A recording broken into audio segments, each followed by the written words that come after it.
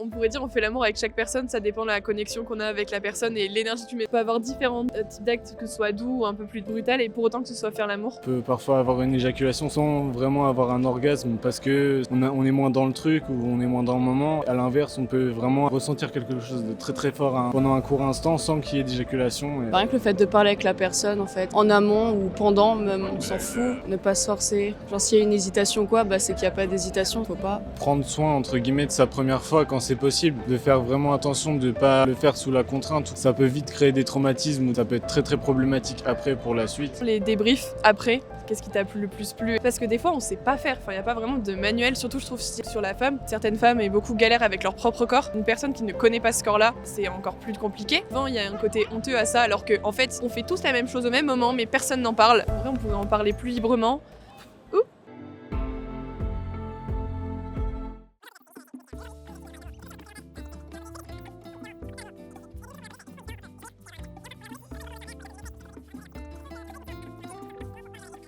Première question. Est-ce que pour vous, il y a une différence entre faire l'amour et baiser? Ou coucher, ou tous les autres mots un peu différents de ça, quoi. Oui, totalement. Ah oui, il faut parler dedans. Je suis con. Oui, totalement.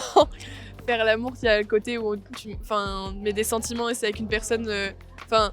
En vrai, on pourrait dire on fait l'amour avec chaque personne, ça dépend de la connexion qu'on a avec la personne et l'énergie que tu mets dans. Si tu peux totalement. Il y avait quelqu'un à dire ouais, je veux baiser et je veux faire l'amour, je pense que c'est en fonction de tes envies et de la façon dont tu le fais et aussi de la personne.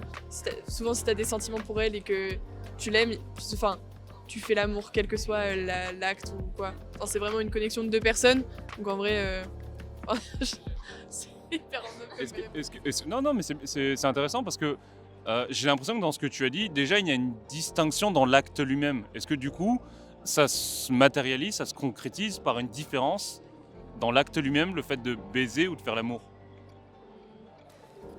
En vrai, je dirais que ça dépend parce que je pense que on peut avoir différents types d'actes, que ce soit doux ou un peu plus brutal, et pour autant que ce soit faire l'amour. Ça dépend aussi. Je pense que ça dépend plus de la personne et du lien que tu as avec elle.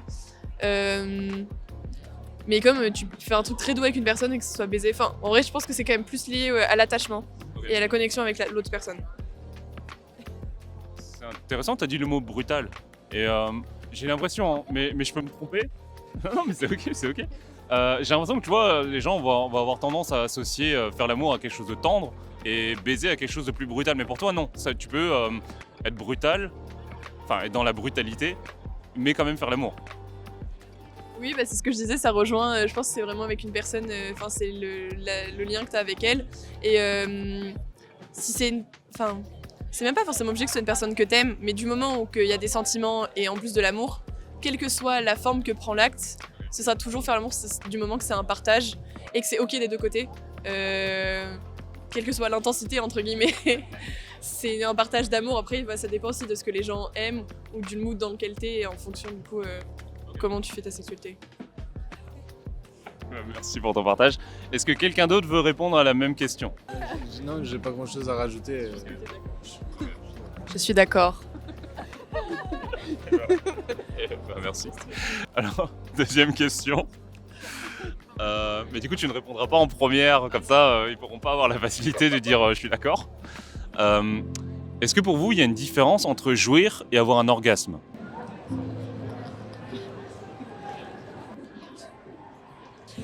Pour moi, jouir c'est moins fort qu'avoir un orgasme. Ok. Voilà, c'est tout. À toi, Louis. Je pense que c'est une question de ressenti et parfois un orgasme pour moi c'est le fait de jouir, mais on peut peut-être faire la distinction du moins moi je suis un homme, du coup je considère ça plus comme une différence entre l'éjaculation et l'orgasme en lui-même. Et je pense que les deux sont pas indissociables en fait. On peut parfois avoir une éjaculation sans vraiment avoir un orgasme parce que on est moins dans le truc ou on est moins dans le moment, et à l'inverse on peut vraiment ressentir quelque chose de très très fort pendant un court instant sans qu'il y ait d'éjaculation. Ok. Je peux voir. Elle est intéressante la distinction que tu fais et je te rejoins. J'ai l'impression que chez les hommes, il peut y avoir il peut y avoir éjaculation sans orgasme, comme il peut y avoir orgasme sans éjaculation, quoi. Mais j'ai l'impression que c'est pas quelque chose qui est très très très partagé chez les gens, cette compréhension-là. Mais du coup, pour toi, dans quel contexte est-ce que tu peux avoir genre des orgasmes sans éjaculation? Ouais, c'est ça. Bah, si j'ai bien compris. C'est chaud comme question. Question piège. C'est compliqué. Bah ouais, je pense que c'est juste à un moment il y a une excitation qui est tellement importante que tu vas finir par avoir un orgasme sans qu'il y ait d'éjaculation et ça peut arriver plusieurs fois. Ben, je sais pas exactement comment marquer la distinction, mais c'est juste la manière dont tu le ressens sur le moment, quoi.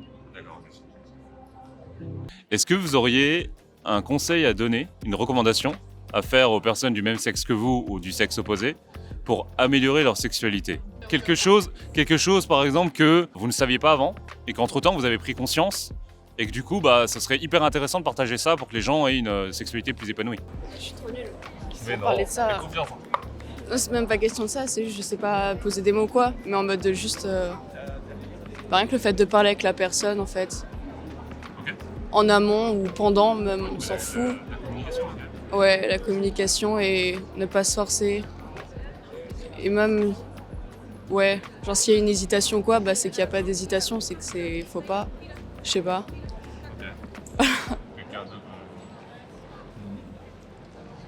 Bah moi je dirais que c'est peut-être le fait de prendre soin entre guillemets de sa première fois quand c'est possible, de faire vraiment attention de pas le faire sous la contrainte ou quoi, parce que je pense que ça peut vite créer des traumatismes ou des mauvais réflexes ou de l'appréhension ou ce genre de choses et ça peut être très très problématique après pour la suite.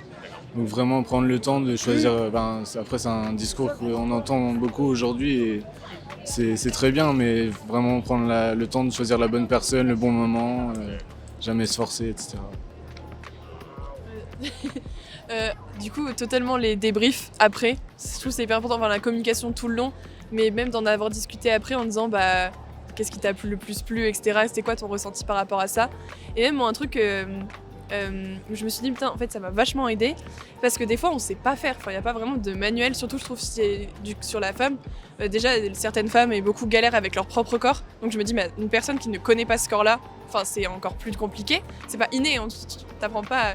Et du coup, de pouvoir même libérer le truc en disant, bah tiens, en fait je te montre ou par exemple regarde comment moi je fais sur moi, en mode comme une sorte de guide quoi. Et du coup t'apprends en regardant parce qu'en plus chaque personne est différente et se touche pas pareil. Et du coup aussi de pouvoir être libéré avec, déjà si t'es bien avec ta propre sexualité perso, ce sera plus facile je pense, de communiquer à l'autre personne ce que toi t'aimes et comment t'as envie que les choses se passent. Et donc en vrai, plus t'es à l'aise avec toi dès le départ, plus après ce sera facile je pense avec une autre personne, même pour la guider, etc. Et pour que, qu'il n'y ait pas de c'est bien, je sais pas, d'être libéré là-dessus.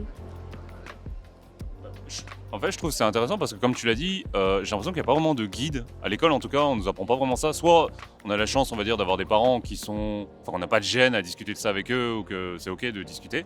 Mais du coup, pour les gens qui n'ont pas la chance d'être réveillés de manière, on va dire, naturelle, comment on fait pour apprendre à se connaître ? Je pense qu'après, dès l'enfance, plus ou moins tôt, inconsciemment ou non, on commence à faire des choses qui nous font plaisir. C'est souvent comme ça qu'on découvre, un peu en mode ah bah, mais souvent très jeune. Oh bah ça me fait plaisir, mais on sait même pas que c'est par exemple de la masturbation. Et c'est plus tard qu'après on pose des mots et souvent il y a un côté honteux à ça, alors qu'en fait on fait tous la même chose au même moment, mais personne n'en parle. Et en vrai, si c'était un peu moins tabou sur certaines choses, ou moins très catégorisé, faut faire ça comme ça, très seul, dans un certain contexte, et qu'en vrai on pourrait en parler plus librement, avec des gens du même âge. Ça aiderait parce qu'effectivement on peut pas tous en parler avec nos parents. Et c'est pas forcément bien de se renseigner que par les pornos ou ce genre de choses parce que c'est pas très réaliste. Et souvent quand tu commences, déjà c'est 12 ans le porno, c'est des gens beaucoup plus vieux et c'est pas du tout représentatif. Du coup, si c'était plus libéré même d'en parler avec les amis par exemple de son âge, je pense que là déjà rien que se dire moi je fais pareil, en vrai c'est OK, t'es pas bizarre. Mais souvent t'as l'impression que t'es tout seul et t'es là, wow, qu'est-ce que c'est que ça. Ouais, je pense libérer mais entre les gens du même âge. pas que avec les gens plus vieux parce qu'ils ont une expérience qu'on n'a pas du tout. Enfin, ils sont loin dans leur sexualité et là où tu commences tout juste. Et toi J'ai oublié la question. Quelque chose que tu aurais appris et que maintenant tu es plus heureuse d'en avoir pris conscience et que du coup tu recommanderais aux gens pour améliorer leur sexualité. Non, mais on a dit beaucoup de choses, hein. Eh ben, on a dit beaucoup de choses alors. Eh bien merci à tous les quatre.